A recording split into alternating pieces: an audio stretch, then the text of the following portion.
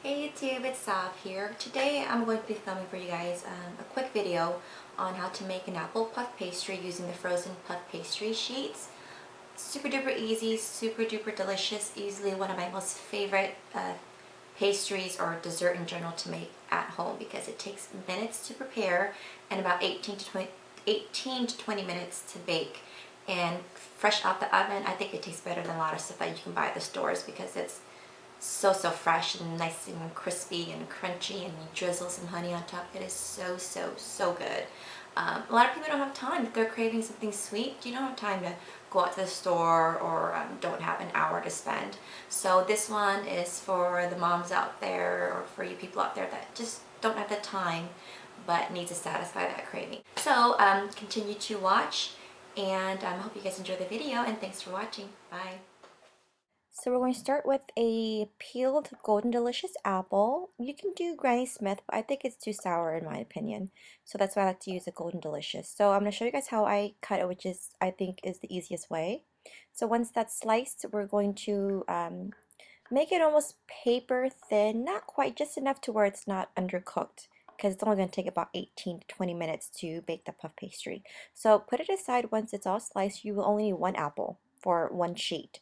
So we're going to put some flour on your surface and then thaw your puff pastry according to the package. So once it's thawed, we're going to put a little bit of flour on top of the puff pastry and then also on the rolling pin. We're going to roll it out. This is just to help get out some of the cracks, will help smooth out the cracks, and just to make it bigger because I want a bigger surface because I want more puff pastry, obviously.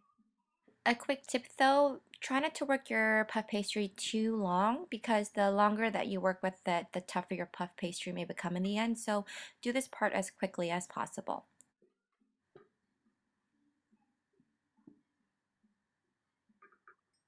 Okay, next we're going to take a pizza slicer here and divide our puff pastry into 4 equal squares. And then once that part's complete, we're going to take some melted butter and just brush it along each of the squares here. Now the puff pastry itself is already buttered, but this is just to help give the brown sugar something to stick to. Next, you want to take a fork and lightly prick the surface area. If you don't prick it with the fork, it gets really puffy and just huge, and we don't want that. So take however much you want. You can take some brown sugar and sprinkle on each square.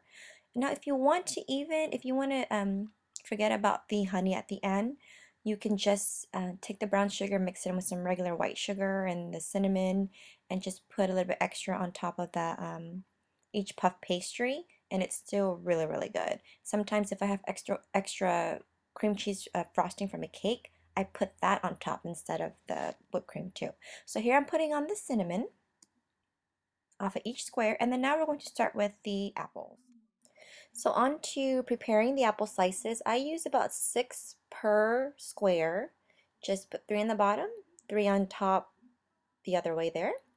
And then just continue with the rest of the pieces here. It's pretty easy, pretty foolproof. If you mess up on this puff pastry dessert, then use a fool, and I can't help you. So moving on. So once that's all complete, you can even chop them up if you want to smaller pieces. Whichever way you want to do it, it's the same thing. If you want, you can even do it backwards. Put the apple slices first, and then put on the brown sugar on top. Whichever way you do it, it tastes the same, I promise. So we're going to top it with some butter here, just to help cook the apples down, give the apples more flavor. And then I'm going to show you how to roll them up. So take each corner and then just roll it up into a square. That's what it's going to look like when you bake it. Okay, so now I'm folding over the second corner here, the third one, and the last one goes right over. And we're going to take a little bit of melted butter, brush that on top there to seal. It looks like a little square, see? Doesn't have to be perfect. So we're going to finish here. There's one point, folding it over the apples. There goes the second point, folding it over again, third, and the fourth one. I know my hand's in the way, but it's pretty easy. A little more butter, seal, there you go. Finish the rest of them.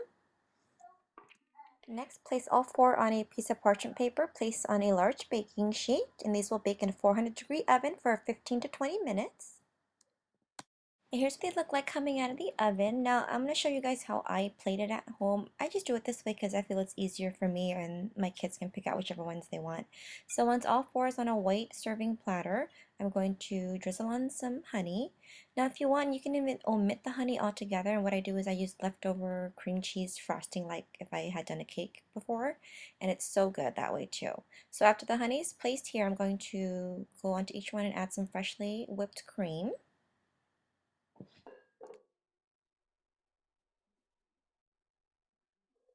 Now the last and final step is sifting over the whole platter some powdered sugar. That's right, gotta make it snow, baby. Now easily this is one of my most favorite and delicious dessert that I can make at home. Took literally minutes to prepare and look at that. Doesn't that look just yummy in your tummy? Because it really, really is. Now obviously it's really pretty on its own too, and I'll show you guys what it looks like on an individual small plate here. Isn't that cute? So I guess that's about it, you guys. Tune in for my next video, which will be wonton soup. And thanks for watching, and please subscribe. Bye!